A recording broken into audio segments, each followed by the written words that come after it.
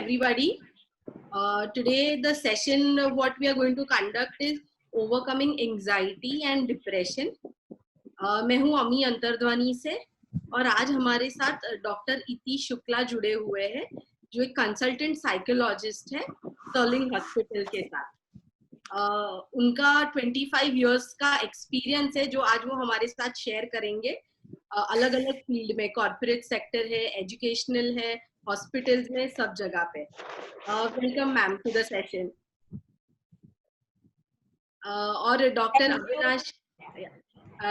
अविनाश है, वो एक IRA के वेब मास्टर है. वो है इंडियन रूमेटोलॉजी एसोसिएशन के साथ और एसोसिएट असिस्टेंट प्रोफेसर है SMS हॉस्पिटल और कॉलेज. वो जयपुर से है. तो जयपुर से डॉक्टर अविनाश, वेलकम आपको भी अंतर्ध्वनि की ओर से. Thank you. Over to you doctor Avinash. So again hi, hello everyone and आने के लिए शुक्रिया. मैं पूरी कोशिश करूंगा ज़्यादातर हिंदी में बोलूं, थोड़ा सा डिफिकल्ट हो जाता है आजकल. एंड अंतर्ध्वनि ग्रुप का भी we are thankful to them, क्योंकि इस तरह से सबको एक साथ इकट्ठा करना और लाना it's not easy. Specially topic ऐसा है जिसमें लोगों को वैसे भी बहुत संकोच और थोड़ा सा स्टिग्मा रहता है. मैंने अपनी पहली स्लाइड का टाइटल आर यू अलोन करके रखने की सोचा, क्योंकि ये आई थिंक थॉट हम हर किसी के दिमाग में आता है कि ये बीमारी क्या मुझे ही है या मैं ही इस बीमारी के बारे में ज़्यादा सोच रहा हूँ. उसका जोड़ तो अच्छा लग रहा है, उसका जोड़ खराब लग रहा है, फिर मैं ज़्यादा दुखी हूँ कि वो ज़्यादा दुखी है. तो इस तरह के कई सारे सवाल दिमाग में घूमते रहते हैं और इसमें कोई बुराई नहीं है अगर ऐसे सवाल आ रहे हैं. तो इसका मतलब आप सोच रहे हैं, मतलब आप चुपचाप नहीं बैठे हैं, कुछ तो कहीं ना कहीं दिमाग लगा रहे हैं. और तो सबसे पहले इनसे शुरुआत करते हैं. आई थिंक पता नहीं कितने लोगों को पता है, this is famous WWE star और अभी मूवीज भी बहुत करते हैं, rock. And he also went into depression. इनका भी एक साइकिल आया था जब वो डिप्रेस हुए थे और इनको देख के लगता है इतनी बढ़िया बॉडी है, इनकी बैक भी इतनी अच्छी है, फूलों में भी दर्द तो नहीं होता होगा, पर फिर भी क्यों दुखी हुए. सेम चीज माइकल फेल्प्स को देखेंगे आप कि इन्होंने 28 से ज्यादा गोल्ड मेडल जीते हैं और फिर भी दुखी. एंड यही इट डजंट एंड हियर, ये यहाँ पे खत्म नहीं होता. और the heroines which I like, ये लोग भी अब कभी ना कभी अपने एक डिप्रेशन के साइकिल में गए थे. तो ये हमें क्या बताता है? ये हमें सिर्फ ये बोलता है कि डिप्रेशन डज नॉट डिस्क्रिमिनेट. मतलब अवसाद किसी को भी हो सकता है, चाहे स्पॉन्डिलाइटिस हो या ना हो. तो आप लोगों को तो एक दर्द की ऐसी बीमारी है जिसमें काफ़ी दवा लेनी पड़ती है, हमारे लेक्चर सुनने पड़ते हैं, जब भी आओगे दवा क्यों नहीं ली, दवा क्यों नहीं ली. हमारे लिए कितना आसान है डांटना. और मुझे खुद को अगर जैसे हाइपोथायराइड है और मुझे रोज सुबह खाली पेट वाली दवा लेनी पड़ती है, 2 बार 3 बार हफ्ते में मैं भूल जाता हूँ. तो हम समझ सकते हैं कि कितना मुश्किल है बीमारी के साथ रहना और उसको टैकल करना और टाइम पे दवा लेना, है ना. ये हमारी तरह नहीं है डिप्रेशन. ये नहीं देखता कौन अमीर है कौन गरीब है, किसको लक्षण है नहीं है, ये किसी को भी हो सकता है. तो इसलिए इससे ज्यादा घबराना या संकोच करना अच्छी बात नहीं है, है ना. तो एक बहुत बढ़िया लाइन है कि it's okay to be not okay. अगर आप ठीक नहीं हैं तो कोई बात नहीं, ठीक नहीं है तो ठीक नहीं है. हमें एक्सेप्ट करना ज्यादा जरूरी है ताकि हम इसको बेहतर कर सके. और इनफैक्ट आप देखेंगे, आप मुझे बीच में कहीं भी अगर कुछ चीज हो जो ना समझ में आए रोक सकते हैं. डिप्रेशन पूरे वर्ल्ड में 26 करोड़ से ज्यादा लोगों को असर कर चुका है 2017 में. और सुसाइड का एक बहुत अहम कारण है डिप्रेशन. और डिप्रेशन कई कारणों से हो सकता है, बिना किसी बीमारी के भी लोग डिप्रेस हो सकते हैं कई वजह से. और बीमारी तो एक अपने आप में एक रीजन है जो डिप्रेशन के रेट्स भी बढ़ा देती है. और आप एनकाइलोजिंग स्पॉन्डिलाइटिस के चार्ट्स देखेंगे, ये हो सकता है, वो हो सकता है, ये हो सकता है, यहाँ लाल वहाँ लाल, और मन में डर बढ़ जाता है. पर कोई भी ये जो दिमाग में कीड़ा घूमता रहता है इसकी बात नहीं करता. इस पे किसी ने निशान नहीं लगाया कि यार ऊपर का भी एक अपना माला है जो गड़बड़ हो सकता है, खराब हो सकता है. और दिमाग में सवाल आता है कि मैं ही क्यों भीग रहा हूँ. पर आपको इसको अपॉर्चुनिटी में बदलना है। बारिश हो रही है तो हम मौसम एंजॉय भी तो कर सकते हैं, हम चाय पकौड़े खा सकते हैं, ठीक है। तो गलती आई वुड से कि सिर्फ आपकी नहीं है, हम लोग भी अपने बिजी अपॉइंटमेंट में इतनी जल्दी जल्दी मरीजों को देखते हैं, और 10 मिनट अगर हम एक्स्ट्रा आपके साथ व्यतीत करें, आपकी बातें सुने, तो बहुत फर्क पड़ेगा और इसको हम बहुत आसानी से कंट्रोल कर सकते हैं। ऐसी चीज नहीं है जो कंट्रोल नहीं की जा सकती। आप देखेंगे कि पूरी दुनिया में इसका डेटा भी चारों तरफ लोग करते रहते हैं। कुछ लोग कहते हैं कि 100 अगर गठिया एंकाइलोजिंग स्पॉन्डिलाइटिस के मरीज हैं तो उनमें से 6 को डिप्रेशन हो सकता है। कुछ सीरीज में तो इतना भी मिला है कि 66% लोगों को डिप्रेशन हो सकता है। ऑन एन एवरेज 1/3 लोगों को डिप्रेशन या एंजाइटी की प्रॉब्लम आ सकती है। और ये ऐसा नहीं कि अगर आ गई तो जिंदगी भर चलेगी या बहुत लंबी चलेगी। कुछ लोगों में कुछ समय के लिए रहेगी, फिर ठीक हो जाएगी, या हो सकता है वापस आ जाए। ये भी देखा गया है कि शायद फीमेल्स में ज़्यादा कॉमन है। तो आम जनता से अगर कंपेयर करें तो आपको लगभग 1.5 गुना या 1.7 टाइम्स चांस ज़्यादा है कि आपको डिप्रेशन या एंजाइटी हो। तो इसीलिए ये डिप्रेशन और एंजाइटी क्या है, इसके क्या लक्षण हो सकते हैं, इसके बारे में आप और डिटेल में जानेंगे मैम से, लेकिन इसको समझना ज़रूरी है। और हर छोटी चीज़ डिप्रेशन भी नहीं होती। थोड़ा सा मूड खराब हुआ, अच्छा मैं डिप्रेस्ड हूँ क्या, ऐसा भी नहीं होता। तो इसलिए इसको समझना बहुत ज़रूरी है। ये होता क्यों है, मतलब क्या कारण है कि ये जो एंकाइलोजिंग स्पॉन्डिलाइटिस वाली बीमारी है, इसमें लोगों को बाकी हेल्दी कंट्रोल से थोड़ा सा डिप्रेशन ज़्यादा देखा गया है? इसलिए कि वो शादीशुदा है, या इसलिए कि मेल हैं, फीमेल हैं, या गरीब हैं, अमीर हैं, या शिक्षा का स्तर अलग है? तो एक इम्पॉर्टेंट कारण ज्यादातर लोगों में जो मिला है और स्टडीज में मिला है, वो रोग गतिविधि, मतलब डिजीज कितना एक्टिव है। तो ये एक अच्छी चीज है। क्यों? क्योंकि आजकल इतनी अच्छी दवाइयां आ गई हैं कि इस मेजर फैक्टर को हम कंट्रोल कर सकते हैं। बस जरूरत क्या है कि हम नियमित रूप से दवा लेते रहें, और कुछ कुछ जो हम आपको ओपीडी कंसल्टेशन में समझाते हैं उस पर ध्यान दें। तो इसको हम बहुत अच्छे से कंट्रोल कर सकते हैं। ये चीज तो मैं भी नहीं कंट्रोल कर सकता, आप भी नहीं कर सकते, ये तो जो है सो है। और उसी तरह कितना आपका आपकी लाइफ पे कंट्रोल है, आप कितने सोशली एक्टिव हैं, ये भी बहुत इंपॉर्टेंट चीजें हैं। अगर आप अपने को अकेले रख लेंगे और उसे मिक्सअप नहीं होंगे तो डिप्रेशन के चांस बढ़ सकते हैं। आई थिंक आपने ये शब्द सुना होगा बासफी करके। कई बार हम ये करते हैं ये देखने के लिए कि आपका स्पॉन्डिलाइटिस कितना सीवियर है। तो ये भी एक इम्पोर्टेंट भूमिका निभाता है। आप दुखी भी हो सकते हैं, इरिटेबल हो सकते हैं, सुबह पहले स्पेशली जब इतनी स्टिफनेस बढ़ जाती है, आराम से थक जाते हैं, और कई बार ऐसा लगता है कि एक पल तो सब कुछ अच्छा था और अचानक से अब क्या हो गया, जैसे कोई आपको रिमोट कंट्रोल कर रहा हो। सोने में भी दिक्कत हो सकती है, भूख की परेशानी, और कई ऐसी चीजें हैं जिनके बारे में और आगे हम डिस्कस करेंगे, जो शायद ये कह सकता है कि एक बार आपको आपके डॉक्टर के साथ या साइकोलॉजिस्ट के साथ थोड़ा समय व्यतीत करना पड़ेगा। पर एक चीज ध्यान रखिए, मूड स्विंग्स होना या थोड़े बहुत उतार चढ़ाव, इमोशनल फ्लक्चुएशंस होने का मतलब ये नहीं कि आप डिप्रेस्ड हैं। तो इसीलिए कई बार बहुत ज्यादा भी अपन ज्ञान प्राप्त कर लेते हैं और उससे बात करते हैं तो कई बार लगने लगता है कि मैं भी बीमार हूँ। पर हर हर हर इमोशन बीमारी नहीं है। It's good to be emotional, but ज्यादा इम्पोर्टेंट क्या है कि हम इस डिप्रेशन, इस एंजाइटी, इन सब शब्दों से घबराएं नहीं, है ना।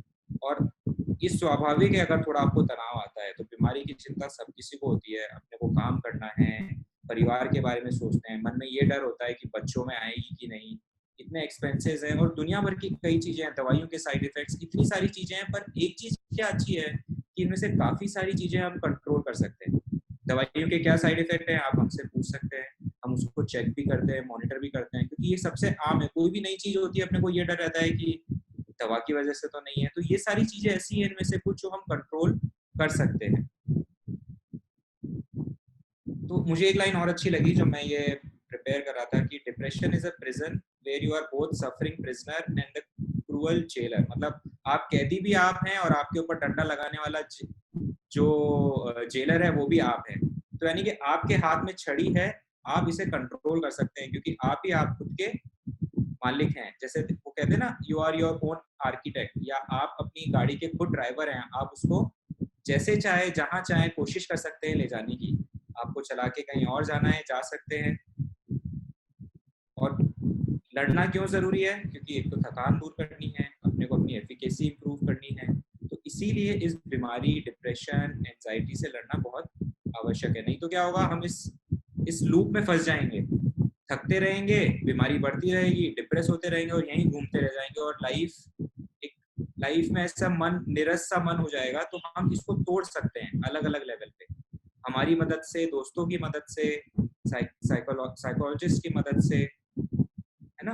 तो इसलिए सबसे ज्यादा जरूरी क्या है, अगर हम बीमारी समझ लें क्या है तो हम इसको कंट्रोल कर सकते हैं। क्योंकि लोगों ने क्या देखा है कि 76 से 85% लोगों को उनके जो इस बीमारी है उसका उपचार नहीं मिल पाता, और इतने सारे लोगों को अगर उपचार मिल जाए तो उनकी लाइफ बेटर हो सकती है।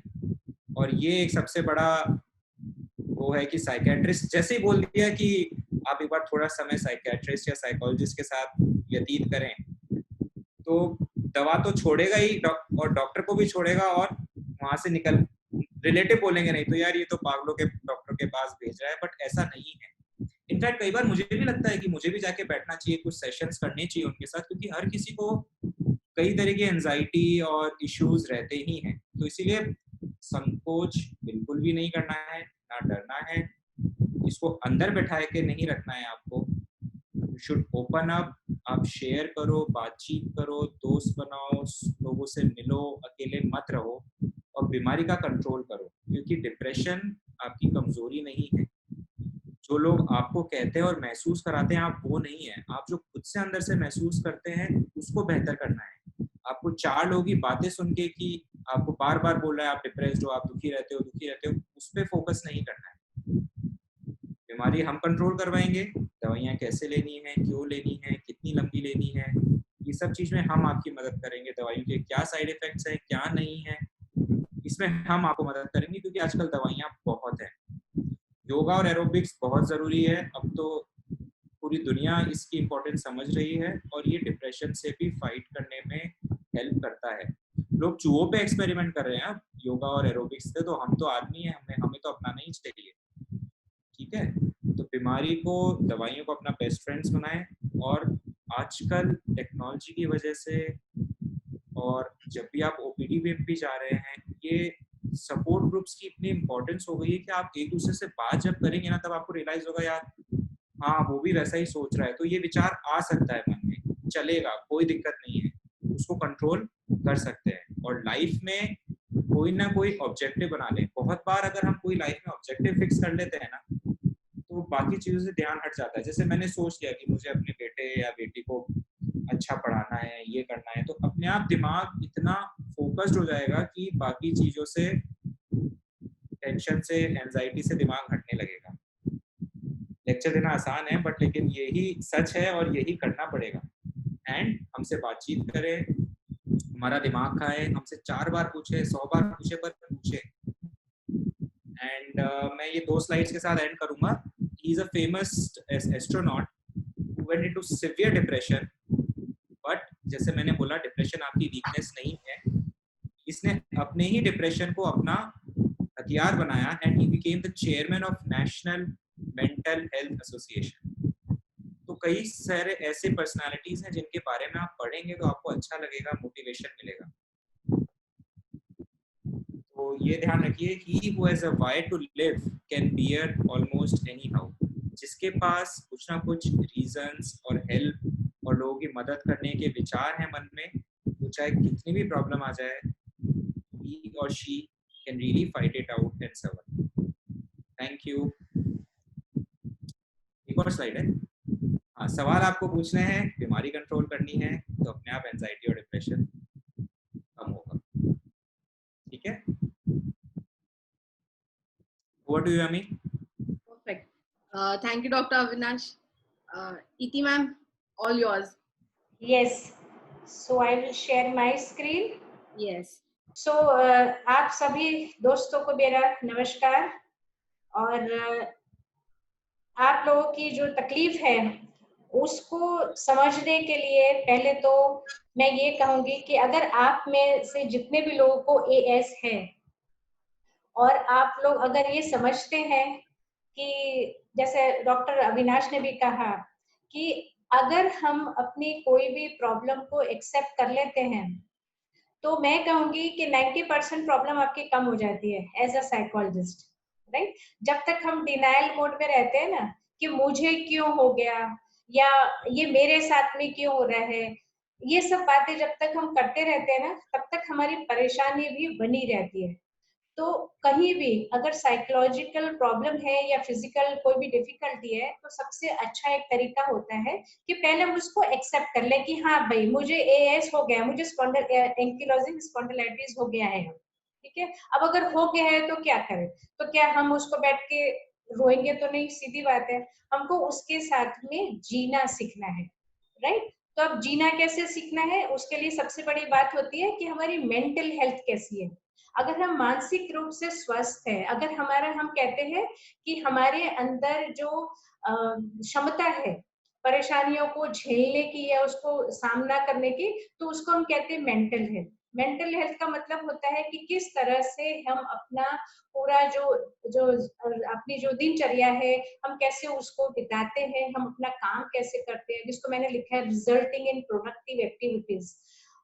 जो हमारी दिनचर्या है उसके सिवाय हम पूरे दिन में क्या क्या कर लेते हैं, हम क्या कर सकते हैं और हमें क्या करना चाहिए, ये सब चीज पे हमको ध्यान देना होता है। वो होता है हमारी मानसिक क्षमता। उसके बाद होता है हमारे तमाम रिश्ते, रिलेशनशिप्स की जो हम बात करते हैं विद अदर पीपल, उसमें होते हैं हमारे घर के लोग, हमारे माता पिता, भाई बहन, पति पत्नी या और फ्रेंड्स, हमारे ऑफिस के लोग, तमाम लोगों के साथ में हमारा रिश्ता कैसा है। क्या हम चिड़चिड़े स्वभाव के हो गए हैं, क्या हम बहुत गुस्सा करते हैं, क्या हम हर छोटी छोटी बात में रोने बैठ जाते हैं, या हम किसी से बात ही नहीं करते हैं, हमको लगता है कि इसको समझ में कहाँ आता है, क्या फायदा इससे बात करके। तो ये सारे जो रिश्ते होते हैं वो भी हमें निभाने होते हैं। उसके बाद होता है ability to adapt to changes, यानी हमारी जिंदगी में रोज कई बार ऐसे बहुत सारे ऐसे मौके आएंगे जहां पर हमको अलग अलग सिचुएशन का सामना करना पड़ता है, राइट। पर्सनल लाइफ में भी, फिजिकल हेल्थ में, मेंटल हेल्थ में, तो इसकी हमारी क्षमता कैसी है, हम कैसे उसको कोप अप कर लेते हैं। अगर कोई जिंदगी में कोई स्ट्रेस आ गया तो क्या मैं उसको समझ के उसको हेल्प, उसको मैं से बाहर निकल सकती हूँ या नहीं निकल सकती हूँ, कि मैं उसी में फंसी रह जाती हूँ। उसको हम कहते हैं मेंटल हेल्थ, राइट। अगर हमारी मेंटल हेल्थ को हमको समझना है, हमें हर परेशानी में से अब उसमें से बाहर निकलना है, तो ये सारी चीजें हमें करते रहना है और लाइफ लॉन्ग करना है कि हमारी ये वाली जो चीजें हैं रोजमर्रा के काम है उसके सिवाय और भी कुछ करना है, रिश्ते भी बना के रखने हैं और हर हालात में अपने आप को खुश रखना है ताकि हम चैलेंजेस को फेस कर सके। Life is full of challenges, यहाँ पर कभी भी ये नहीं होना है कि अगर ये मेरा प्रॉब्लम खत्म हो गया तो मैं खुश हो जाऊंगा, मैं खुश हो जाऊंगी, ऐसा कभी होना ही नहीं है। बिकॉज लाइफ एक प्रॉब्लम खत्म होगा, चुपके से पीछे से दूसरा प्रॉब्लम आ जाने वाला है, तो आपको सामना करना है। अब समझते हैं कि साइकेट्रिस्ट और साइकोलॉजिस्ट में फर्क क्या है। बहुत से लोगों को पता नहीं होता है कि साइकेट्रिस्ट आखिर किस भूत का नाम है, राइट। साइकेट्रिस्ट एक्चुअली एक मेडिकल पर्सन होता है जो दवाइयां देता है कोई भी साइकोलॉजिकल या मेंटल डिसऑर्डर के लिए। दवाइयों के जरिए आपके परेशानियों का इलाज होता है। और जो साइकोलॉजिस्ट होता है वो टॉक थेरेपी करता है, जिसे हम आमतौर पे कहते हैं काउंसलिंग या साइकोथेरेपी। इसमें साइकोलॉजिस्ट, जैसे कि मैं हूँ, मैं एक साइकोलॉजिस्ट हूँ, तो मैं कभी भी दवाइयां नहीं प्रिस्क्राइब करूंगी, लेकिन अगर किसी को एंजाइटी है, डिप्रेशन है, तो हम उसके इमोशंस को समझने की कोशिश करते हैं, उसकी अंडरलाइंग हेल्थ प्रॉब्लम्स क्या है, उसकी डिफिकल्टी कहाँ से शुरू हुई थी, क्या खाली स्पॉन्डिलाइटिस होने के बाद उसकी परेशानियां शुरू हुई या पहले से भी उसको कोई साइकोलॉजिकल इश्यूज थे, हम उसको स्टडी करते हैं। और कई बार कोई जरूरी नहीं है कि आपको एएस है इसलिए आपको एंजाइटी हो रही है, इसलिए आपको डिप्रेशन हो रहा है। कई मेरे पास तो ऐसे ढेरों केसेस आते हैं जिनको सब कुछ है, जैसे डॉक्टर अविनाश ने कहा दुनिया भर के सारे सुख उपलब्ध है, लेकिन उसके बावजूद वो उनको डिप्रेशन है, उसके बावजूद उनको एंजाइटी है। तो कोई भी किसी भी तरह की परेशानी होती है, एज ए साइकोलॉजिस्ट हम उसको टॉक थेरेपी या काउंसलिंग के जरिए उसे व्यक्ति को या जिस पर्सन को है उसे हम हेल्प करते हैं। और अगर ऐसा लगता है कि नहीं इसकी एंजाइटी डिप्रेशन कुछ ज्यादा हाई लेवल तक चला गया है, राइट, तो फिर हम उसको साइकेट्रिस्ट के पास रिफर करते हैं, क्योंकि कई दोनों चीजों की जरूरत होती है, दवाइयों की भी और काउंसलिंग सेशंस की भी, तो वो पेशेंट को हम जल्दी से प्रॉब्लम में से बाहर निकाल लेते हैं।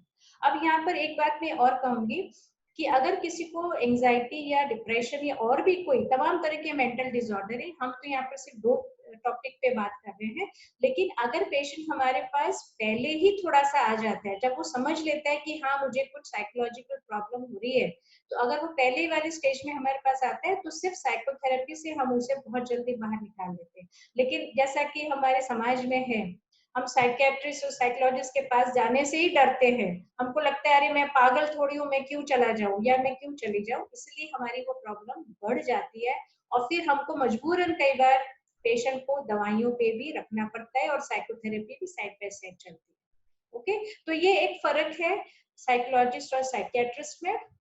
हमारे जो सेशंस होते हैं साइकोथेरेपी के, वो हमेशा 50 से 60 मिनट तक, एक एक घंटे हमारी एक पर्सन के साथ में बातचीत चलती है। हम उसकी पूरी प्रॉब्लम को समझने की कोशिश करते हैं। हर सेशन हमारा एक एक घंटे का होता है, पर सेशन हमारे पेशेंट के मतलब उसके जितने भी इमोशनल प्रॉब्लम्स है उसके अंदर, उसको जो भी मन में जितनी भी बातें हैं वो सब हम उसकी सुन लेते हैं और फिर हम उसे बताते हैं कि भाई अब आप क्या करें कि आप अपनी परेशानी से बाहर निकल सके। ये एक खास फर्क होता है। अब जैसा कि आप सभी, क्योंकि एंकिलोजिंग स्पॉन्डिलाइटिस से जूझ रहे हैं, आपको बहुत सारी परेशानियां हैं, तो उसमें जैसे आपको तो मुझसे ज्यादा ही पता है, क्योंकि आप लोगों को सूजन है, बहुत जगह पे तकलीफें हैं, जॉइंट्स दुख रहे हैं, शरीर का हर भाग कहीं ना कहीं कुछ ना कुछ गड़बड़ हो रही है। कई पेशेंट्स को आंखों में भी प्रॉब्लम हो जाती है। कई बार कुछ ऐसे सीवियर केसेस होते हैं जहाँ पर कंट्रोल करना मुश्किल हो जाता है। सूजन इतनी ज्यादा हो सकती है कि आपको अलग अलग तरह के अलग अलग पेशेंट्स में अलग अलग के सिम्टम्स दिखाई पड़ते हैं। आप लोग तो उसमें से निकल रहे हैं, आप लोगों को ये वाली तकलीफ है तो मुझसे ज्यादा समझते हैं। लेकिन थकान लग रही है, सूजन बहुत है, दर्द हो रहा है और ये पूरा दिन आपको सताता रहता है, जैसे कहते हैं ना, मतलब कुछ करने की इच्छा ही नहीं होती है, क्योंकि थकान सी रहती है हमेशा। फटीग जिसको हम कहते हैं, फुल बॉडी एक्सॉशन, वो इतना ज्यादा हो जाता है कि आपको नींद आने में दिक्कत होना एक कॉमन कंप्लेन होता है। और बहुत सारे पेशेंट का ये कॉमन कंप्लेन होता है कि उनकी थकान कभी निकलती नहीं है। जैसे वो रात को 10 बजे से लेकर सुबह के 8 बजे तक सो रहे हैं, लेकिन जब उठे हैं तो उनको थकान उतनी की उतनी ही रहती है। तो अब ये प्रॉब्लम्स है। और ये भी बहुत तकलीफ वाली बात है कि कई बार बड़ी छोटी उम्र में लोगों को ये एंकिलोजिंग स्पॉन्डिलाइटिस एएस हो जाता है, तो उसकी वजह से नेचुरली उनकी पढ़ाई लिखाई, जॉब, हर जगह पे बहुत सारी तकलीफें होती हैं। और कई बार ऐसी भी तकलीफें होती होगी कि घर वाले समझ नहीं पाते हैं, उनको लगता है वो ये क्या हर वक्त थकान थकान हो रही है इनको, राइट। तो ये है तकलीफें, अब इसका तो क्या करें। और इसका कोई ऑप्शन तो है नहीं, जैसा मैंने बिगनिंग में ही कहा कि अगर आप अपने इस तकलीफ को एक्सेप्ट कर लेते कि हाँ भाई अब ये मुझे हो गया है और मैं उसके साथ में अगर जीना सीख लूं तो जिंदगी शायद आसान हो जाएगी। और डॉक्टर अविनाश ने बहुत सही से कहा कि अगर आप दवाइयां ले रहे हैं तो आपके कुछ सिम्टम्स को तो वहां पर रोका जा सकता है, कि एटलीस्ट कम से कम उसको बेरेबल, जैसे हम कहते हैं ना कि आपके दर्द भी हो रहा है, सूजन भी है, तो आप उसके साथ में भी बहुत सारे काम करते रहिए, क्योंकि आपके पास मैं कहूंगी शायद ऑप्शन नहीं है, तो करना पड़ेगा। अब हम चलेंगे कि ये साइकोलॉजिकल सिम्टम्स क्या है, आखिर हम समझे कैसे कि हाँ मुझे सच में डिप्रेशन हो गया है या मुझे सच में एंजाइटी की तरफ मेरा जो जो प्रोसेस है वो एंजाइटी और डिप्रेशन की तरफ जा रहा है दिमाग, तो उसको हमें रोकना है। तो हमको समझना पड़ेगा कि इसके सिम्टम्स क्या है, चिन्ह क्या है उसके, कि हम अपने आप को समझ लें। उदास रहना, कंफ्यूज थिंकिंग, एक्सेसिव फियर, बहुत ज्यादा डर और चिंताएं, आज क्या होगा, सुबह से चिंता कर रहे हैं कि अरे कल क्या होगा, मेरा फ्यूचर क्या है, बहुत से लोगों को ये चिंता रहती है, राइट। और मैं आपको ये कहूँ कि आपको तो एएस है इसलिए आप शायद चिंता करते हो, मैं तो अच्छे खासे लोगों को अंदर देखती हूँ सब कुछ है फिर भी चिंता करते रहते हैं कि अरे भविष्य में क्या होगा। मैं कहूँ कि भविष्य में क्या होगा वो तो जाने दीजिए, अगले 1 घंटे में क्या होना है वो हमको भी पता नहीं होता है, राइट। लेकिन लोग अपने भविष्य की चिंता कर करके अपने आज खराब कर देते हैं। तो और विड्रॉल फ्रॉम फ्रेंड्स, यानी दोस्तों से, घर वालों से किसी से बातचीत नहीं करना, किसी काम में दिलचस्पी बिल्कुल भी नहीं लेना, बस सारा दिन यहाँ बैठे या वहां बैठे, या अगर कोई नौकरी पे जा रहे हैं या कोई पढ़ाई भी कर रहे हैं तो वो जैसे भी बस एक मुर्दा मन से कर लेते हैं कि चलो भाई करना पड़ेगा, क्या करें, तो वो सब करते रहते हैं। और उनको जरा भी अगर किसी भी तरह का टेंशन होता है या लाइफ में कुछ स्ट्रेस आ जाता है तो वो उसको झेल नहीं पाते जरा भी, और उनको बहुत सारी दिक्कत होती है। और सबसे एंड में जाके आता है सुइसाइडल थॉट्स, मतलब फिर ऐसा लगता है कि अरे यार मुझे जीना ही नहीं है, चलो ना मरना ही अच्छा है सबसे ज्यादा, तो वो आत्महत्या करने के विचार करते हैं। राइट, यहाँ पर एक चीज मैं एम्फेसाइज करूंगी कि इसमें से मैंने जितने भी सिम्टम्स दिखाए हैं, feeling sad, confuse thinking, excessive fears, बहुत ज्यादा चिंता हो रही है, बहुत ज्यादा टेंशन हो रहा है, ये अगर कभी कभी हो रहा है तो इट्स एब्सोल्युटली ओके। इसका मतलब ये नहीं है कि हमको डिप्रेशन हो गया है, कि मुझे एंजाइटी हो रही है, नहीं। ये सारी जितने भी सिम्टम्स है, सुसाइड को छोड़ के, राइट, लास्ट वाला छोड़ के, ये सभी को कभी ना कभी हो सकता है। कभी ना कभी हमको भी एज अ साइकोलॉजिस्ट हमको भी कभी कभी टेंशन हो जाता है, यार कैसे झेलेंगे, इतना सारा काम है कैसे पूरा करेंगे, कई बार स्ट्रेस हमको भी हो जाता है। But that does not mean कि हमको एंजाइटी या डिप्रेशन हो गया है। लेकिन हाँ, अगर ये वाले सिम्टम्स आपके कंटिन्यूसली 3 वीक्स तक रहते हैं, राइट, आप इसमें से बाहर ही नहीं निकल पा रहे हो, आपकी उदासी में से आप बाहर ही नहीं निकल पाते हो, आपको कोई जोक सुना रहा है तब भी आप ऐसे चुपचाप बैठे हो, आपके चेहरे पे एक मुस्कुराहट भी नहीं आती है, आपको कोई डायरेक्शन दे रहा है लेकिन आप फिर भी वो आपकी थिंकिंग जो है, आपके सोचने समझने की जो क्षमता है, उसमें आप फिर भी कुछ समझ नहीं पा रहे हो, आपको लगता है नहीं बस दुनिया तो मेरी खत्म हो गई, यहाँ पर कुछ नहीं है, तब हम कहते हैं कि हाँ, आप एंजाइटी की तरफ और डिप्रेशन की तरफ आपका सिम्टम्स बढ़ रहा है धीरे धीरे करके, और इसे आपको रोकना पड़ेगा। अब स्पेसिफिकली एंजाइटी के सिम्टम्स क्या होते हैं हम उसको समझे। सो व्हेन, जब ये बहुत ज्यादा एंजाइटी अगर बढ़ जाती है, एक्सेसिव हो जाता है कुछ भी, तो हम उसको कहते हैं, कुछ लोगों के अंदर फिर पैनिक अटैक पे वो it leads to panic attack. अगर एंजाइटी को जैसे आपने समझा नहीं, आपने उसका कोई ट्रीटमेंट नहीं लिया, आपने उसके लिए कोई, हम कहते हैं ना प्रिवेंटिव मेजर्स, अगर उसको आप समझते नहीं हो, उसको आप अपने लिए अपने अंदर से उसको हटाने की कोशिश नहीं करते हो, तो कुछ लोगों में वो पैनिक अटैक होता है। जरूरी नहीं है कि हर पेशेंट को जिसको एंजाइटी है उसको सबको पैनिक होगा, ऐसा नहीं है। पैनिक अटैक में क्या होता है कि वो जो पेशेंट होता है जिसको पैनिक आ रहे होते हैं, वो इतना ज्यादा घबरा जाता है कोई सिचुएशन को देखकर कि वो एक जगह खड़ा नहीं रह सकता है। वो लोग, कई बार ऐसा होता है कि भरे रास्ते में ऐसे गिर जाते हैं, ऐसा लगता है जैसे उसको हार्ट अटैक आ रहा है, राइट। लेकिन कई बार वो पैनिक अटैक होता है। जैसे मेरे प्रैक्टिस में कई बार ऐसा होता है कि बहुत सारे पेशेंट आते हैं, फिर वो उसको हार्ट कार्डियोलॉजी डिपार्टमेंट में ले जाया जाता है कि अरे इसको तो हार्ट अटैक आया, उनका पूरा ईसीजी और तमाम चीजें हो जाती है, सारे चेकअप हो जाते हैं, पता चलता है नहीं, बॉडी में कोई प्रॉब्लम नहीं है, पेशेंट को पैनिक अटैक आया था। और उसके बाद वो पेशेंट को फिर मेरे पास साइकोथेरेपी के लिए भेजा जाता है, क्योंकि सिम्टम्स ओवरलैपिंग हो जाते हैं यहाँ पर। और पेशेंट से जब बात करते हैं तब पता चलता है कि सालों से एंजाइटी की प्रॉब्लम थी, कभी उन्होंने किसी साइकोथेरेपिस्ट के पास नहीं गए, कभी साइकियाट्रिस्ट के पास नहीं गए, कभी ट्रीटमेंट नहीं लिया, और वो इतना एक्सेस में हो गया कि वो पैनिक अटैक बन गया। और जब वो सड़क पे, भरी सड़क पे गिर जाते हैं तो फिर उसको अलग तरह से लिया जाता है।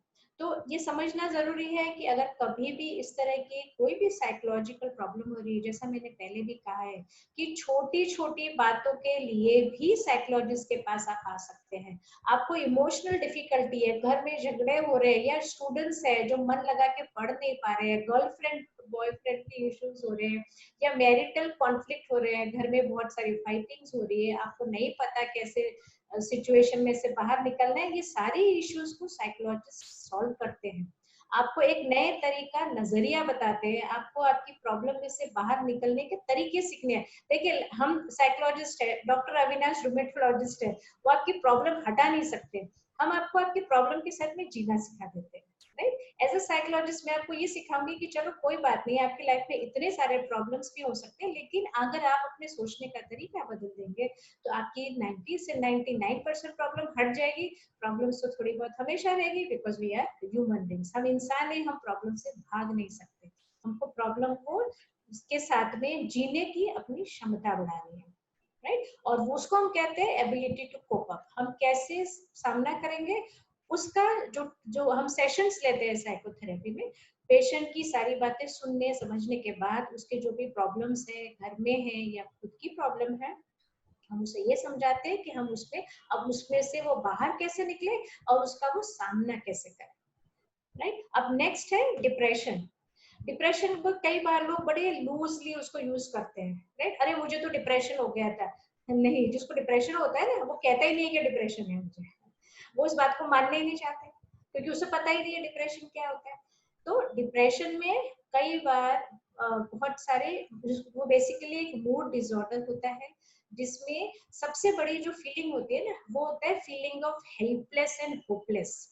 वो जो व्यक्ति है वो सोचता है कि मेरी जो प्रॉब्लम है ना बस वो तो एंड है और इसका कोई सॉल्यूशन नहीं है, मेरे पास इसमें से बाहर निकलने का कोई रास्ता ही नहीं है, मुझे तो बस ऐसे ही रहना है और बेस्ट होगा कि मैं अपने आप को यहाँ से इस दुनिया से सीधा बाहर ही निकल लूं। वो जब डिप्रेशन एक लिमिट तक चला जाता है तब उसका लास्ट स्टेज हम कहते हैं वो सुसाइडल होने लगता है। तो सैडनेस रहना, और मैंने जैसे पहले कहा अगर ये सारे सिम्टम्स आपके जो है जहाँ पर आप सोच नहीं पा रहे ठीक तरह से, बातचीत नहीं कर पा रहे, लोगों से मिलना नहीं चाहते, पूरी पूरी रात या तो आप जागते रह जाते हैं, सुबह जल्दी उठ जाते हैं या ज्यादा सोते हैं या कम खाने लगते हैं या बहुत ज्यादा खाने लगते हैं, या आपकी जो फिजिकल एक्टिविटी है, राइट, वो एकदम से आपकी कम हो जाती है, आपको कुछ समझ में ही नहीं आता, आप हमेशा अजीब अजीब सा व्यवहार करने लगते हैं और आप किसी से बात भी नहीं करना चाहते, आप हमेशा कमरे में बंद रहना पसंद करते हैं। आपको कितना भी कोई बुलाए कि चलो मेरे साथ आ जाओ, आपको जवाब भी नहीं देना है, आपको बोलना भी नहीं है, आप अपने बारे में बताना भी नहीं चाहते हो, उसको हम कहते हैं depression. Once in a while हो गया है, कोई बात नहीं है, लेकिन अगर ये सिम्टम्स आपके लगातार 7, 10 और 3 वीक्स तक आपको लग रहा है कि आप उसमें से बाहर ही नहीं निकल पा रहे हो, आपको कुछ करना ही नहीं है, तो आई विल से प्लीज भागिए सीधा डॉक्टर के पास, दौड़ जाइए। जैसे आप अगर अपने पेट दर्द के लिए, बुखार के लिए अगर आप अपने डॉक्टर के पास चले जाते हैं, देखिए 2 दिन तो सभी घर का इलाज करते हैं, राइट, हम हमेशा 2 दिन अपने घर का कुछ ना कुछ लगा लेते हैं कि नहीं नहीं इससे बुखार चला जाएगा, नहीं नहीं इससे पेट दर्द चला जाएगा, पर तीसरे दिन तो हम डॉक्टर के पास चले जाते हैं। मैं यहाँ पर बहुत एम्फोसाइज करूंगी कि जब इधर गड़बड़ होती है तो डॉक्टर के पास क्यों नहीं जाते हैं, राइट। 3 सप्ताह हो रहे हैं और फिर भी आप डॉक्टर के पास नहीं जा रहे हैं तो फिर आप बहुत लेट कर देते हैं। ओके, तो जब भी आपको लग रहा है कि नहीं 2 दिन हो गया, 4 दिन हो गया, 5 दिन हो गया, अब तो मैंने साइकोलॉजिस्ट के पास चले ही जाना है, क्योंकि आपको आपकी प्रॉब्लम में से बाहर निकलने का तरीका आपके डॉक्टर आपको बताएंगे। तो हम कहेंगे कि चलो डिप्रेशन में से कई बार जो इस तरह का डिप्रेशन होता है ना जो बिगिनिंग वाले स्टेज में होता है, तो हमको कई बार किसी साइकियाट्रिस्ट की जरूरत ही नहीं पड़ती, हम उसको दवाइयां लेने की जरूरत नहीं पड़ती। लेकिन अगर पेशेंट मेरे पास लास्ट स्टेज में आए, जब वो कह रहे हैं कि मैम मैं तो बस यहाँ से ना सीधा मरने का ही प्लान है मेरा, मैंने तो आज ऐसा कुछ ना कुछ कर ही लेना है कि मेरी जिंदगी खत्म होने लगता, मुझे इमीडिएटली उसको बोलना पड़ता है बंदे मैं तो तुझे यहाँ से भेजूंगी नहीं, मैंने पहले तुमको साइकियाट्रिस्ट से मिलवाना है, तुम्हें दवाई देनी है, तुम्हारे किसी रिलेटिव को यहाँ बुलाना है, उसके बाद मैंने तुम्हें मेरा ये ऑफिस छोड़ के जाने देना, राइट, क्योंकि भरोसा नहीं होता उस पेशेंट का। तो हमारे लिए बहुत जरूरी हो जाता है कि ऐसे हालात में हमको उसके रिलेटिव को इमीडिएटली इन्फॉर्म करना पड़ता है कि ये पेशेंट बड़ा खतरनाक मोड़ पे खड़ा है और उसको जब तक आप लेने नहीं आओगे मैंने अकेला नहीं भेजना, राइट। वैसे मैं आपको ये भी बता दूं कि जब हमारे पास कोई पेशेंट आता है तो हमारा एथिक्स होता है, हम आपकी सारी बातें सिर्फ मेरे पास रहती है, कोई कहीं लिखना नहीं होता है, किसी को बताना नहीं होता है, मैंने आपकी कोई बात किसी से शेयर नहीं करनी होती, कॉन्फिडेंशियलिटी हम कहते हैं उसे। आपका जो विश्वास साइकोलॉजिस्ट के साथ में बना है या साइकोलॉजिस्ट के साथ में बना है तो हम उसे किसी को नहीं बताते हैं। लेकिन अगर आप ये कह रहे हैं कि मैंने आत्महत्या करनी है तो फिर मुझे ये बात आपके घर वालों को बतानी पड़ती है, राइट। अदरवाइज आपकी सारी बातें जो भी आपके मन में उतार चढ़ाव, जो भी आपकी इमोशनल पर्सनल जो भी आपकी कोई भी किसी भी तरह की परेशानियां है वो सिर्फ हमारे पास रहती है, हम उसे किसी को कभी शेयर नहीं करते, नेवर, राइट। तो ये विश्वास रखें कि अगर आप किसी साइकोलॉजिस्ट से बात कर रहे हैं या साइकियाट्रिस्ट से बात कर रहे हैं तो उसने आपके किसी को कुछ नहीं बताया, ओके। तो ये सिम्टम्स को अगर आप ध्यान में रखेंगे तो आप देखेंगे कि आपकी में से बाहर निकल सकते हैं। अगर आप बिल्कुल सही सलामत चल रहे हैं, आपके घर में किसी को ऐसा कुछ हो रहा है तो प्लीज उनको समझाइए कि डॉक्टर के पास चले जाने जैसे लोग कहते हैं ना मैं पागल नहीं हूँ, जैसे डॉक्टर अविनाश ने भी कहा, पागल हम किसे कहते हैं? वो तो बहुत लास्ट स्टेज होता है, जब हम देखते हैं रास्ते पे लोग अजीब तरह से व्यवहार करके ऐसे अकेले अकेले चले जा रहे हैं, समझ में नहीं आता, तब वो वाली स्टेज एक्सट्रीम में होती है। वरना कोई साइकोलॉजी का पेशेंट पागल नहीं होता है, कोई भी साइकेट्रिक डिसऑर्डर पागलपन में नहीं जाता है अगर आप उसका प्रिवेंटिव मेजर्स ले लेते हैं, राइट।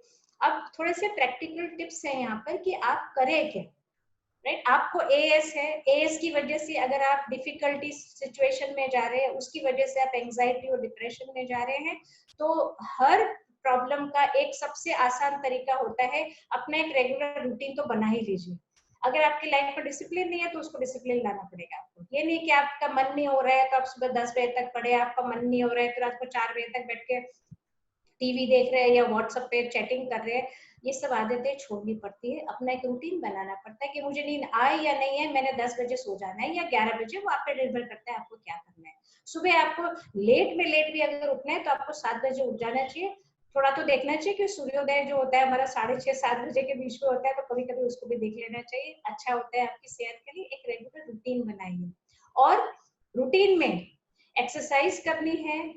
बोलते हैं ना, अपने आप को कई बार धक्का मारना पड़ता है, get up and get moving. कई बार मुझे पेशेंट कहते हैं मैम मन तो करता है करो, पर मेरे को ऐसा होता है कि मेरे से होता नहीं होता है। जैसे हम कहते हैं ना, आपकी कार आप चलाने जा रहे हैं, वो चल नहीं रही है, तो हम क्या करते हैं, हम उसके इग्निशन की को घुमाते हैं, फिर हम किसी 2000 को बोलते हैं जरा पीछे से धक्का भी लगाओ, फिर हमारी कार चलने लगती है, राइट। कई बार हमको ऐसा ही करना पड़ता है, हमारा मन नहीं कर रहा है लेकिन अपने आप को धक्का लगाना पड़ता है, और आपको उसके हिसाब से दवाइयों के साथ में मिलके अपने आप को किसी भी तरह से मोटिवेट करके एक रूटीन बनाइए और थोड़ा सा एक्सरसाइज करिए।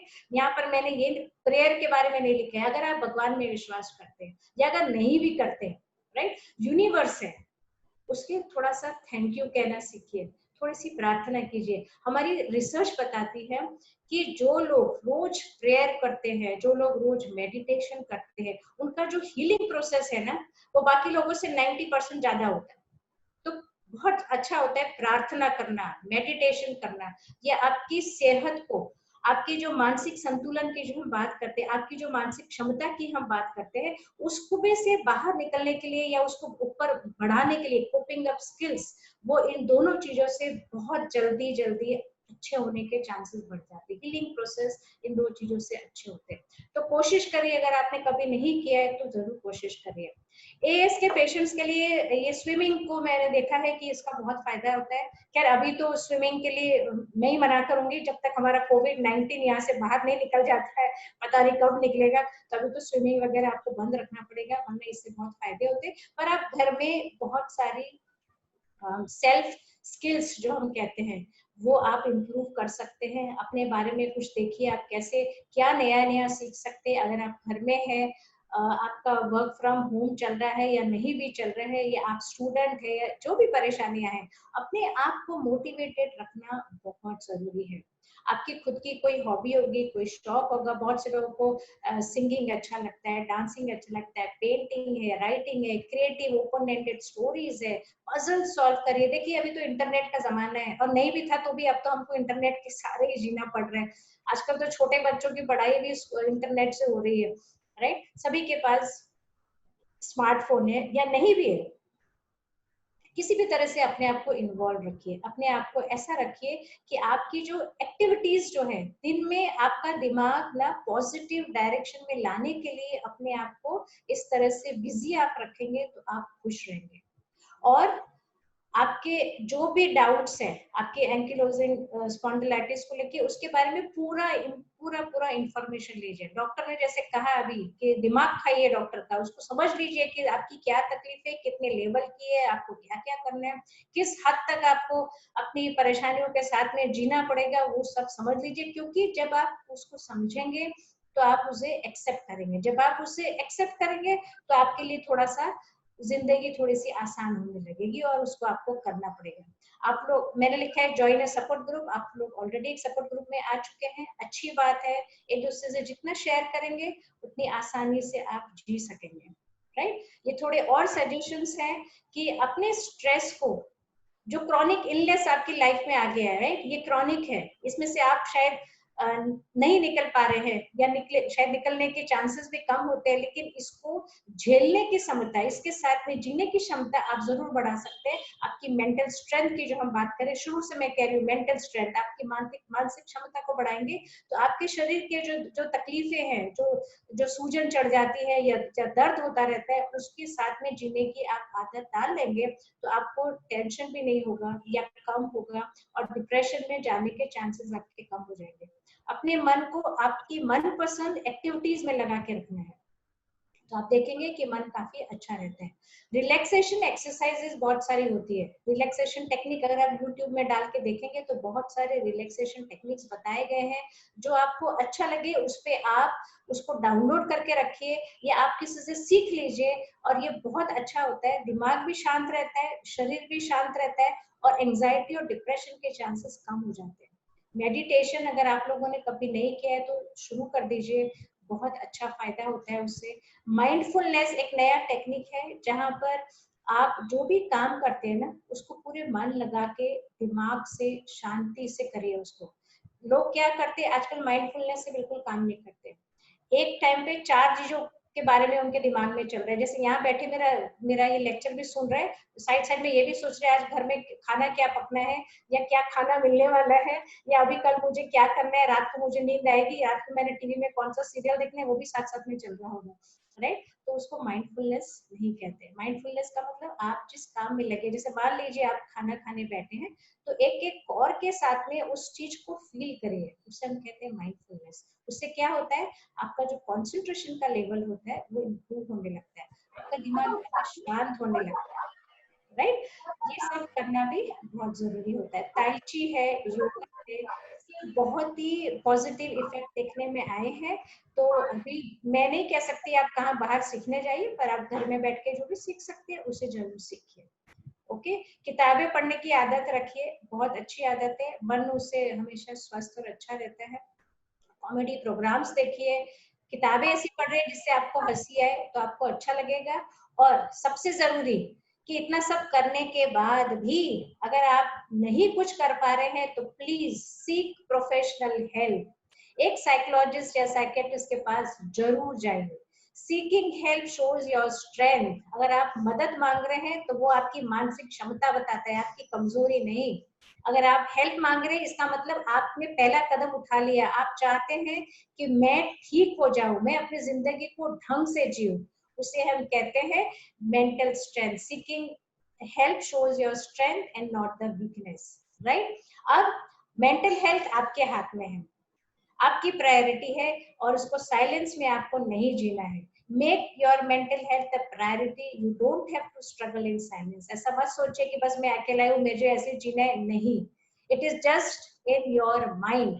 इसको एज अ चैलेंज लीजिए, एंड डेफिनेटली आप एंजाइटी और डिप्रेशन के चक्कर में कभी नहीं आएंगे, चाहे आपके एएस के सिम्टम्स कितने भी सीवियर क्यों नहीं हो। कौन है आपको कितना भी दर्द हो रहा हो, कितना भी आपको नींद नहीं आ रही है, घबराहट हो रही है, लेकिन बावजूद उसके आप जी लेंगे, राइट।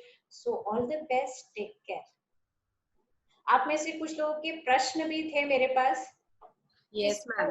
हाँ, तो Ma'am, the first question is, participants में भी किसी के क्वेश्चन हो तो प्लीज आप चैट पे लिख लीजिए, मैं डॉक्टर इति से पूछ लेती हूँ। Ma'am, there was a participant who had asked a question. वो एंकिलोजिंग स्पॉन्डिलाइटिस के पेशेंट है, हाँ, और he feels that he is having anxiety. तो how is he suppose to inform his family कि भाई मुझे एंजाइटी का कुछ हो रहा है, या हाउ विल ही आइडेंटिफाई कि भाई। यस, पहले ये समझना है कि सच में उसको एंजाइटी है भी क्या, कि उसने खुद ने अपने मन में ऐसे लगा के रखा हुआ है। देखो मैंने इसलिए सिम्टम्स यहाँ पर बहुत क्लियरली बताया है कि एंजाइटी के सिम्टम्स क्या है, और ये सारे सिम्टम्स अगर 3 वीक से ज्यादा चल रहे हैं या उससे ज्यादा है तो ही हम कहेंगे उसे एंजाइटी है, राइट। तो फैमिली को समझाना होता है। देखिए family education is very important. आपके घर वालों को ये समझना पड़ेगा कि आप एंजाइटी वाले दौर से गुजर रहे हो, and there is nothing to worry.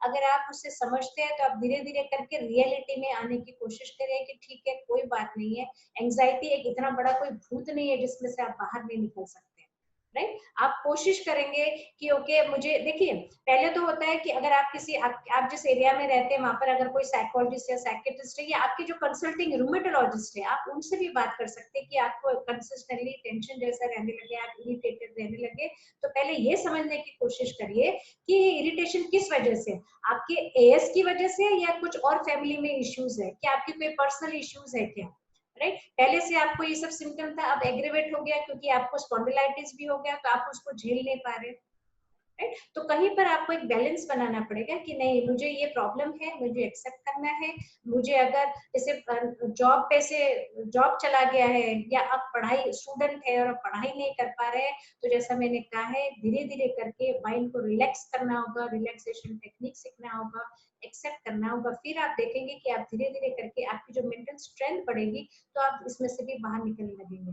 और घर वालों का सपोर्ट आपको जरूर चाहिए, घर वालों को ये समझना पड़ेगा कि हाँ इसको एंजाइटी भी है, इसको एएस भी है, स्पॉन्डिलाइटिस की वजह से इसकी क्षमता थोड़ी सी कम हो रही है, तो हम इसको सपोर्ट करेंगे, हम उसे डिमोटिवेट नहीं करेंगे।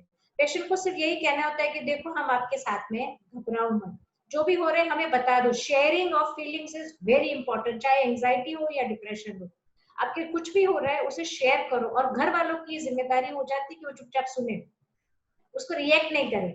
हमारे यहाँ क्या हो जाता है, अरे ठीक है ना अभी क्या हुआ उसमें, ये तो सबको होता रहता है, आप ऐसे करो वैसे करो इसमें से निकल जाओगे, क्या बेकार की बातें करते रहते हो जब देखो तब। ये नहीं कहना होता है किसी भी पेशेंट को, वो उसको तकलीफ है इसलिए, तो वो किसको मजा आता है रोते रहने में, हमें से किसी को नहीं अच्छा लगता है थके थके रहना, हमको सबको अच्छा लगता है हम नाचे गाएं बहुत सारे काम करें, राइट। अगर वो नहीं कर पा रहे हैं मतलब उसे जेन्युइन डिफिकल्टी है, तो घर वालों को उसका साथ दें, राइट। इस पर I would like to add one line जो मुझे हमेशा अच्छी लगती है कि यस जैसे इंडियन वुमेन की जब शादी होती है तो वो सिर्फ हस्बैंड से शादी नहीं कर रही है, वो पूरे परिवार से करती है, there are lot of things yes जो उसको ध्यान रखना पड़ता है। वैसे ही बीमारी है, बीमारी उस बंदे की अकेले की नहीं है, फैमिली की है, और इसीलिए हम कोशिश करते हैं कि एटलीस्ट पहली विजिट पे फैमिली एजुकेशन करें, उन्हीं को ही नहीं साथ में फैमिली मेंबर्स को भी पढ़ाएं ताकि उनको पता रहे कि बीमारी में कितने इश्यूज आ सकते हैं and how they can be so supportive. So it's all about sharing, going together and accepting it.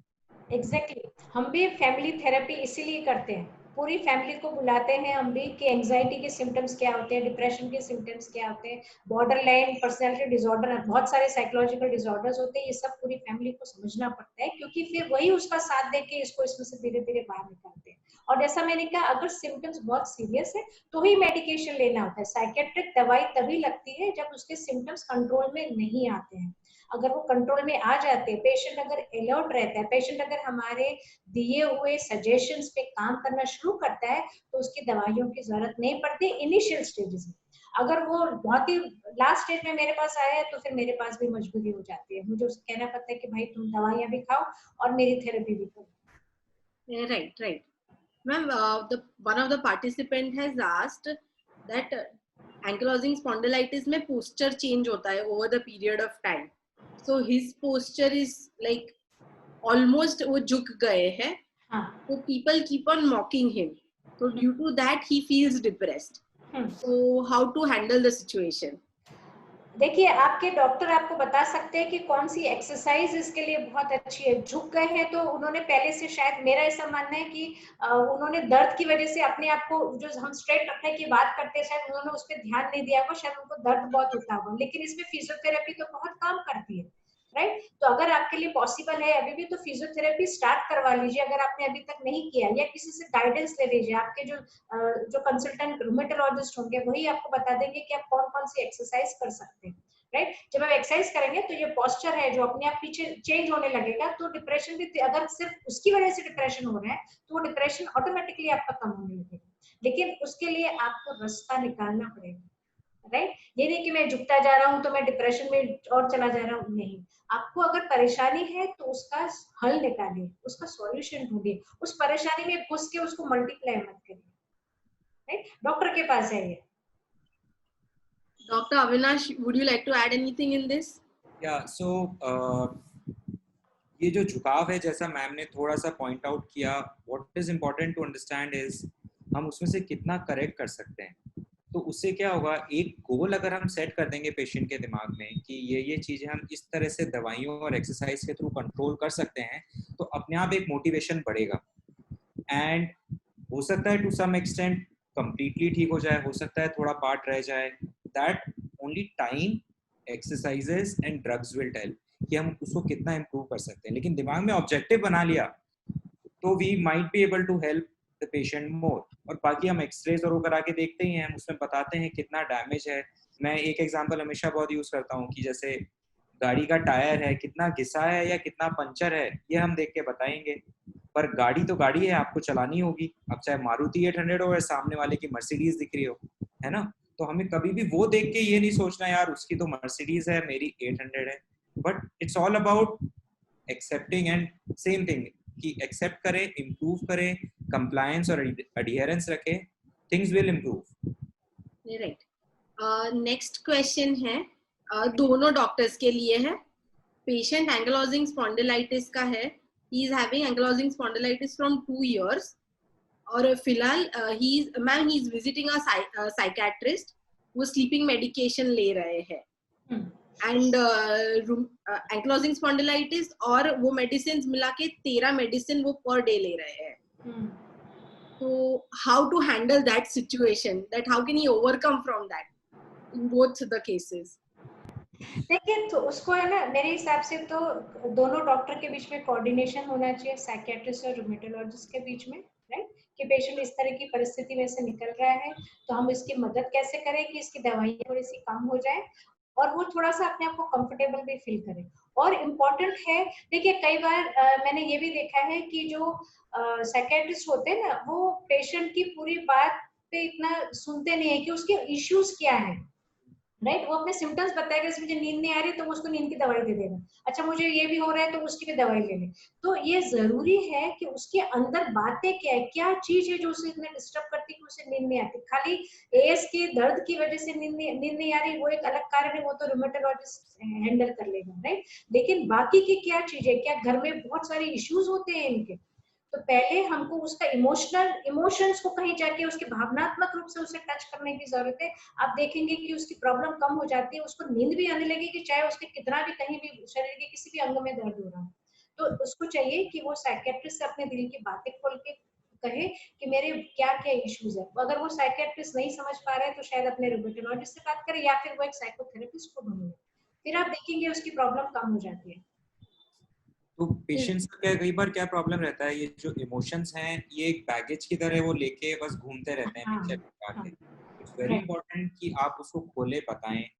बीमारी हम देखिए, कुछ जो मॉडिफाइबल फिजिकल चीजें हम लोग कंट्रोल कर लेंगे दवाइयों से, बट बाकी रूटीन, जैसे मैम ने बताया, रूटीन सेट करना। आप रात को इतनी खराब आदत है फोन लेके स्क्रीन देखते रहते हैं 10-11 बजे तक, वो आप साइड में रखें। लेट इवनिंग में कॉफी चाय स्टिमुलेंट्स ये सब ना पिए, एक्सरसाइज करें, अर्ली डिनर लें। तो ये सब छोटी छोटी चीजें हैं। और बाकी घर वालों के कई नुस्खे आपको मिल जाएंगे, पैर धोना, गर्म दूध पीना, सब जो चीज है सिंपल चीजें हम ट्राई करके देखें। समथिंग और the other thing would work, लेकिन इम्पोर्टेंट इज बैगेज लेके ना चले इमोशनल। राइट। कोई एक वजह होती है नींद न आने की, परेशान रहने की और डिप्रेशन में जाने की वजह से ये स्पॉन्डिलाइटिस नहीं होता। उसके बहुत सारे पीछे बहुत सारे बोलते हैं ना कहानियां होती है, लोगों के साथ में जुड़ी हुई होती है, उसे समझना पड़ता है और तब वो उसमें से बाहर निकल सकते हैं। Right. We will end with the last question. अभी ये जो कोरोना की सिचुएशन चल रही है, तो एक पार्टिसिपेंट का क्वेश्चन आया है पर्सनल में, that he has lost his job due to corona. So due to that he is feeling depressed. So how to handle the situation at now? Because और कहीं जॉब नहीं मिल रही है उनको। देखिए, मैं कहूंगी कि अगर कोरोना की उनका क्या मतलब जॉब प्रोफाइल क्या था, राइट, और अभी कोरोना की वजह से चला गया है, तो डिप्रेस होने के बदले उसे ये चाहिए कि वो ये देखे कि what is the next best thing, वो क्या कर सकते हैं, राइट। क्योंकि अगर जॉब, जैसे मान लीजिए अभी जैसे हमारे यहाँ जॉब की ओपनिंग्स भी शायद लिमिटेड ही हो जाएगी अभी, और कुछ साल तक तो मुझे पता नहीं कैसे चलेगा ये सब। तो डिप्रेस होने के बदले मैं ये सलाह दूंगी इनको कि ये देखे कि वो और ऐसा क्या कर सकते हैं जिससे उनकी आमदनी चलती रहे, राइट। तो डिप्रेस होके घबरा के पीछे बैठने से काम नहीं चलेगा। अपने आसपास के लोगों से मदद मांग ले या देखे कि वो उनको क्या किस तरह से, हम कहते हैं ना जब हमारे सारे रास्ते बंद हो जाते हैं तो पहले first step is to accept it कि हाँ ये मेरी प्रॉब्लम है, मेरी जॉब चली गई है। दूसरा थिंग है what are the resources available, मैं कहाँ से मदद मांग सकता हूँ, कौन मेरी मदद कर सकते हैं। मदद का मतलब मेरा ये नहीं है कि वो कहे कि मुझे मंथली इतना पैसा दे तो मेरा घर चलता रहेगा, नहीं। मदद से मेरा मतलब है कि मैं क्या क्या, और दूसरे मेरे पास क्या स्किल्स है, मैं क्या काम दूसरा कर सकता हूँ जिससे घर बैठ के मेरा काम चलता रहे और मेरी आमदनी होती रहे, राइट। तो डिप्रेशन को धीरे धीरे करके, और फिर जॉब की जो उसकी जो एप्लीकेशन है वो लगातार भेजते रहिए, कहीं ना कहीं उसकी ओपनिंग भी आ जाएगी। हो सकता है अभी 2-3 महीने शायद रास्ते कुछ बंद से लगे हमको, लेकिन ऐसा नहीं होता है कि हमेशा बंद रहेंगे, उसमें से उसे बाहर निकलने के भी ऑप्शन खुल जाएंगे। तो ये देखिए कि कहाँ से वो मदद मांग सकते हैं और कहाँ उन्हें मदद मिल सकती है। कई बार ना व्यक्ति को सिर्फ अपना सोचने का तरीका बदलना होता है। कई बार उसे थोड़ी सी हिम्मत करके लोगों से मदद मांगनी होती है। लोगों को क्या होता है, बड़ा संकोच होता है मदद मांगने में कि लोग मेरे बारे में क्या सोचेंगे, राइट। हमको भी लोगों के बारे में नहीं, अपने बारे में सोचना है कि मेरे तो आमदनी बंद है, तो मैं कैसे क्या करूं, किससे मदद मांगू कि कोई मुझे काम पे रख ले या मुझे कोई काम दिलवा दे, या मैं अपनी स्किल डेवलप कर लूं तो अगले महीने से मुझे कुछ काम मिल जाए। राइट, सब कुछ हो सकता है। Right. Thank you, Iti ma'am. Thank you, Dr. Avinash, and all the participants. Thanks for joining. हम लोग चैट पे फीडबैक लिंक भेज रहे हैं ये सेशन के लिए, तो प्लीज आप सब फिल कीजिए. And there is a one good thing what I am sharing with everybody right now. अंतर्ध्वनि एंकलोजिंग स्पॉन्डिलाइटिस के पेशेंट्स के लिए योगा के सेशंस शुरू कर रही है इंटरनेशनल योग डे पे. That is on 21st of June. सो अगर किसी को जुड़ना है, ज्वाइन करना है, डिटेल्स लेनी है, तो प्लीज आप अंतर्ध्वनि पे कॉल कीजिए या हमको मैसेज कीजिए. We will get back to you. Thank you everybody once again. Bye. Thank you and bye.